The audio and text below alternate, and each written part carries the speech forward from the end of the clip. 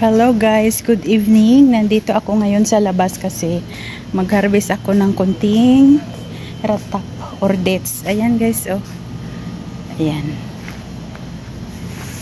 Maraming hinog. So, ayun, oh.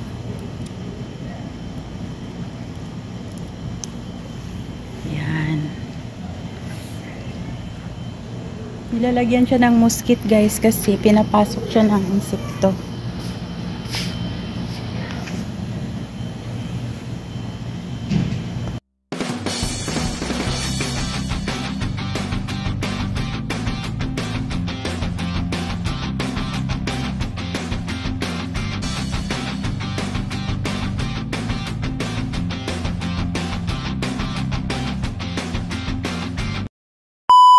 Guys, magbalat muna ako ng pinya. Ito ay sobrang liit na pinya guys.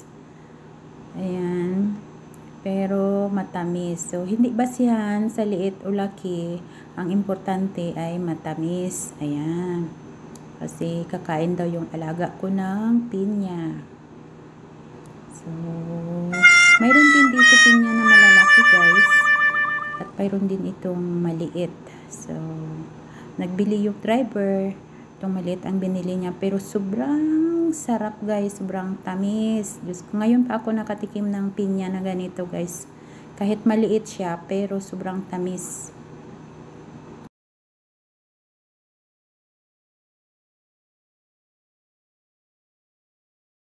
Meanwhile,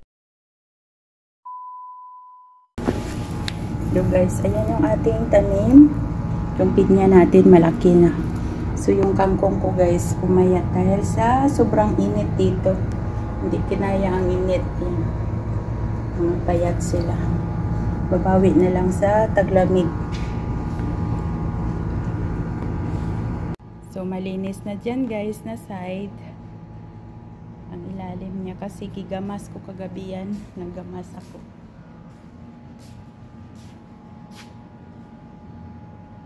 Meron pa tayo isang pinya dito.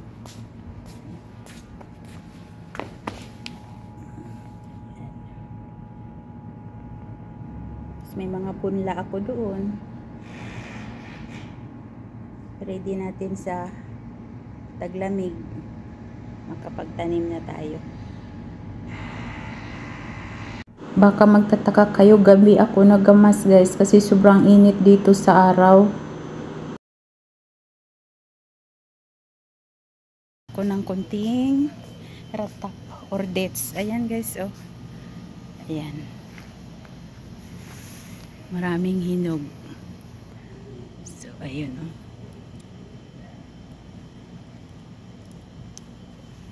Ayan. Nilalagyan siya ng mosquito guys kasi pinapasok siya ng insekto.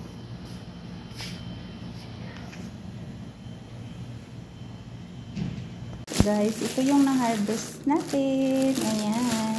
Lalagay natin siya dito sa plato.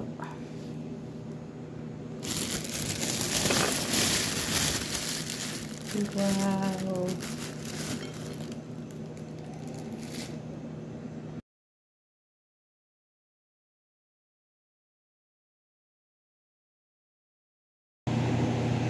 Bagong pitas siya guys.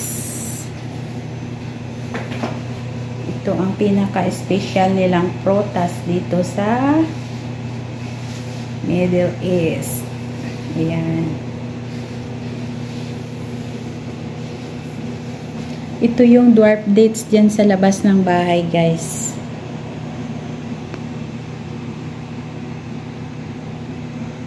Yan ang masarap kainin, yung kalahati hinog, kalahati niya di pa masyado hinog kasi medyo ma-crispy siya kainin at saka hindi pa siya masyadong matamis.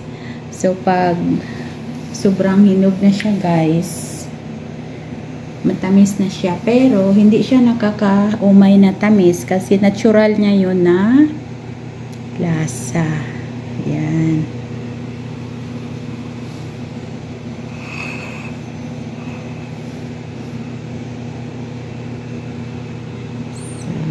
Ang sarap.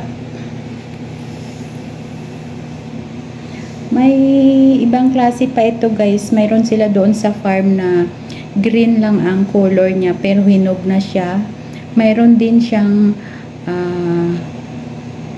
red ang kulay. Ito naman siya yellow.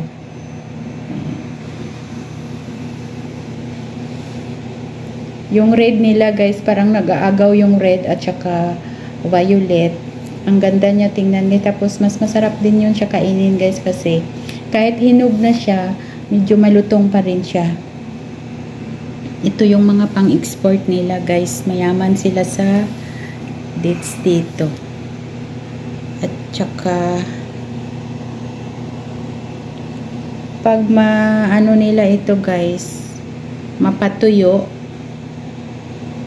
kahit isang taon siya naka-preserve, hindi siya nabubulok, hindi siya nasisira.